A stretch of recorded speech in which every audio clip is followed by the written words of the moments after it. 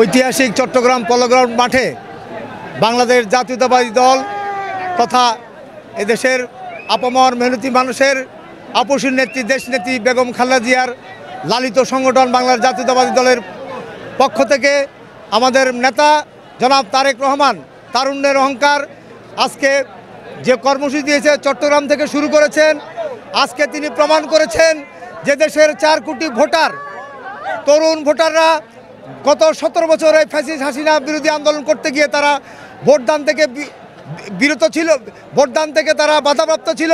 তাদের অধিকার হরণ করা হয়েছিল। আজকে সেই অধিকার আদায়ের জন্য আমাদের নেতা তারেক রহমান আজকে এই চট্টগ্রাম ঐতিহাসিক পলো গ্রাউন্ড মাঠ থেকে যে বার্তা দিবে সেটি হলো আগামী দিনে যে নির্বাচন হবে সেই নির্বাচনে যাতে করে এই বঞ্চিত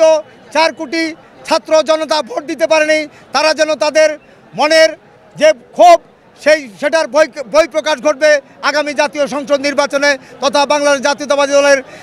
ক্ষমতার মধ্য দিয়ে। আমরা মনে করি আমাদের একটি চেয়ারম্যান জনাব তারেক রহমান যেই চট্টগ্রাম বিভাগ নিয়ে যে শহীদ প্রেসিডেন্ট জিয়াউর রহমান যেখান থেকে কালুরঘাট বেতারকান্ত থেকে স্বাধীনতার ঘোষণা দিয়েছেন, এর আগেও যে তারুণ্যের সমাবেশগুলো এই চট্টগ্রাম থেকে শুরু করেছে,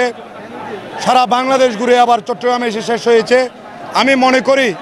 এই যুবদল, ছাত্রদল, স্বেচ্ছাসেবক দল যৌথ যে প্রোগ্রামটা হাতে নিয়েছে, যে তারুণ্যের গণতান্ত্রিক অধিকার, আমি মনে করি এটার মাধ্যমে আজকে যেভাবে অংশগ্রহণ দেখতেছি এই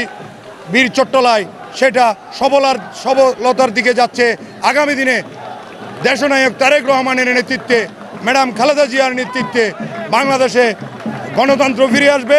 এবং বাংলাদেশে একটি ভোটার অধিকার ফিরে আসবে এবং আগামী দিনে রাষ্ট্র ক্ষমতা বিএনপি আসবে, সেটাই আমার প্রত্যাশা এবং আশা।